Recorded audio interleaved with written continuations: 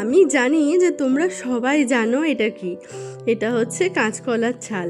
আর এই কাঁচকলার ছাল তোমরা অনেকেই হয়তো ফেলে দাও, কিন্তু এই ভিডিওটা দেখার পর থেকে আর একদম এই কাঁচকলার ছাল কিন্তু ফেলে দিও না। আর এই কাঁচকলার ছালটা ভালো করে ধুয়ে নেব।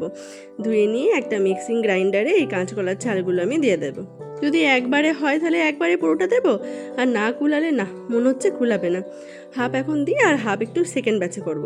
এর মধ্যে দিয়ে দেব দুটো শুকনো লঙ্কা, আর দিয়ে দেব কাঁচা লঙ্কা একটা, আর রসুন 3-4 কোয়া। ঝালটা পুরো তোমাদের ওপর নির্ভর করছে, তোমরা কতটা ঝাল খাবে তার উপরে। ঝাল দিতে একটুও কৃপণতা করো না, এটা কিন্তু ঝালঝালি ভালো লাগে। হয়ে গেছে আমার পুরোটা পেস্ট। কি সুন্দর গন্ধ বেরিয়েছে। এরপর এইটাকে রেখে দেবো একটা সাইডে, আর একটা কড়াই বসিয়ে নেব। কড়াই বসিয়ে নিয়ে কড়াইয়ে দিয়ে দেবো সর্ষের তেল। সর্ষের তেলই কিন্তু দিতে হবে, অন্য কোনো তেল দিলে হবে না। আর এরপরে এর মধ্যে দিয়ে দেবো বেশ খানিকটা কালো জিরে ফোড়ন।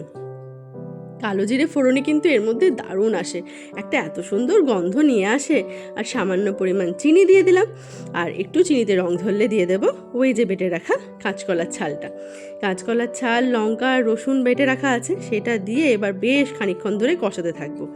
মাঝখানে এক সময়ে এর মধ্যে দিয়ে দেবো সামান্য পরিমাণ নুন আর সামান্য পরিমাণ হলুদ। হলুদের রঙটা আনে, আর নুন তো দিতেই হবে। এবার নুন আর হলুদ দিয়ে এই বাটাটা ততক্ষণ পর্যন্ত কষাতে হবে যতক্ষণ না এটা কড়াই থেকে ছেড়ে আসে। একদম দেখো কড়াই থেকে ছেড়ে ছেড়ে আসছে, তার মানে কিন্তু আমার এই ভর্তাটা একদম রেডি হয়ে গেছে। কাঁচকলার ছালের এই ভর্তাটা যেমন সুস্বাদু হয় তেমনই পুষ্টিগুণে ভরা, প্রচুর পরিমাণে আয়রন থাকে এতে, আর খেতে তো অসম্ভব ভালো হয়। আমার কথা শুনে যারা কোনোদিন বানাওনি একবার বানিয়ে দেখো, দুর্দান্ত লাগবে খেতে। গরম ভাতে আর কিচ্ছু লাগে না।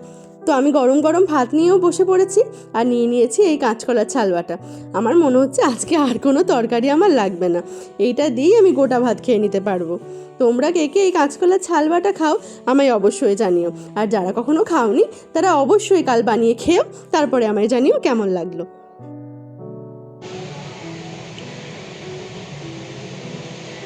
দারুণ।